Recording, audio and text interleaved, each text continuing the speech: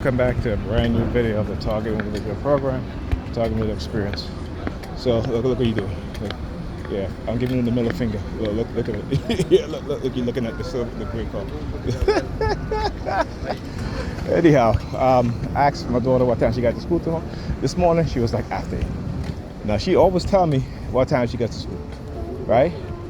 Whether it be 8:50, whether it be 9 o'clock. But this is the new thing, and I think her mother is coaching her to not to tell me. But she still got to school late. So I asked her, what time did Ethan get to school? She was like, well, Ethan left when we all left together. So if they left after 8, Ethan is late. And he is very late for school, okay? His classes starts at 8 o'clock in the morning. All right? So this is what she is doing now. All right? This is what she's doing. Hey man, how you going? I'm good. How are you? All right, I'm all right. All right. Okay, so coaching the kids to not tell me the truth because she's trying to cover herself. And again, I keep telling her, Pamela, you know, you continue to do this and Ethan's going to fail. You can hide the truth from me in terms of them getting to school late. But when the report card comes and they're failing because of their lateness, then what? You know? You know what I'm saying? Like I already know, she's the one, she would hide letters from the school about the kids being late. She would hide them from me. All right, so now she's coaching Alyssa to, you know, well, it's not lying if you say you don't know, right? You know what I'm saying?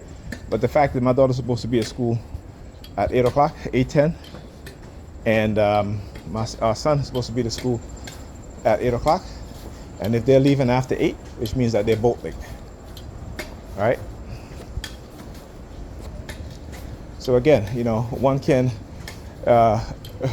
understand and know that they're both late. So anyhow, she can keep up, you know, like I said, I can't talk to her. No one can talk to her. And she'll put herself first before she you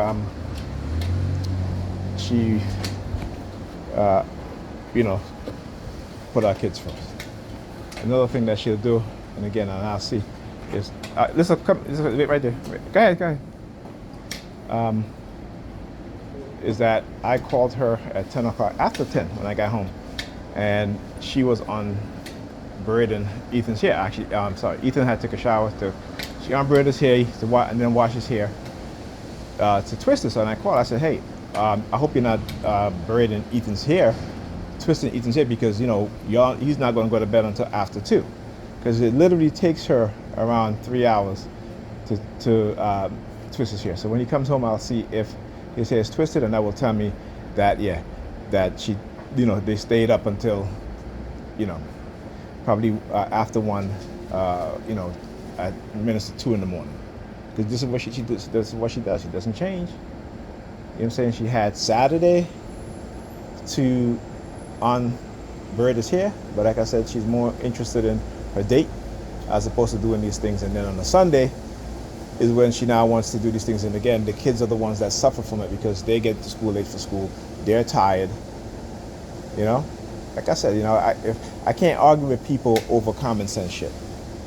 You know, it makes no sense. I'm not going to argue with you with this, you know, delusional mindset, right?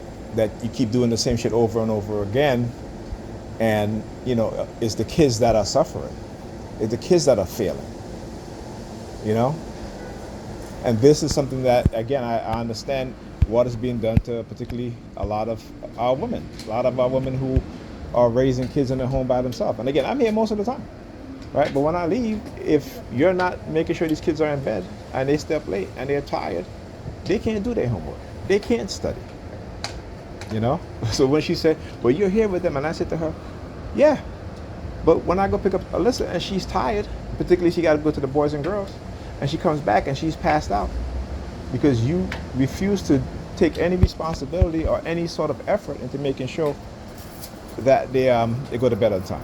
You know what I'm saying? It's ridiculous. It really is. But this is and we have to, as black men, we need to step up and say no. No more. You know, if I was in a better situation I was in, which I was trying to be by going to school, going back to college to get a degree in computer engineering, I would have taken the kids to come live with me. But she helped sabotage it. She helped sabotage that. So it shows you that they're about attacking men. And again, I didn't do anything. I didn't do her wrong. She's the one that cheated multiple times, right? She's the one that ignore the, when I tell her about certain things, when I try to sit her down and say, hey, this is what I need you to do in order for me to, not react to you a certain way and such. And she was like, oh, I'm not going to think about that. I can't think about those things, right? No help. You can't help people who don't want to help you. And that's how I start to see it. I do a lot of things that I do for my kids, but it's ridiculous, right?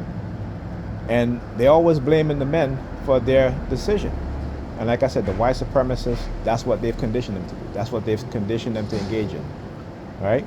And so you see them, they're either in their 50s, still acting like if they're in their 20s, still, having casual sex like it's nothing, like if they're in their 20s, right?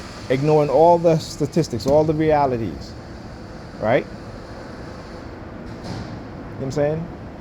And then when the man that they so-called want in their mind, don't want them and only using them for sex, then they blame the man. No, it's you. You have to see yourself for it. You have to understand yourself. You have to know how you're being manipulated into engaging in certain behaviors, right? You have to be wise. And I've said this all the time. Black women used to be the wisest group of people on the planet.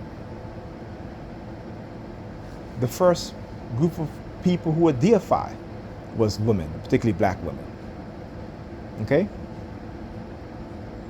The kings and queens of Kemet, ancient Egypt, as they would call it, but it's Kemet, right? You couldn't sit on the throne unless your mother, the matriarch, was from a royal line. I mean, of course, there was sometimes when they will choose, if the woman can produce an heir, then they will choose maybe a general or something, But even when that is taking place, it is from the point of the mother, right? It was matriarchal. Now you see black women, and they have become exactly what the white supremacists label them to be. They will label you, and then they will turn you into that label. It is their history. It is what they do, particularly when it comes to black people. And we need to understand that. The minute I start talking about black people need to unify, they start using their sirens. Why is that? Or talk about the black family, they start using their sirens. Why is that? Anyhow, talk to you guys in the next video.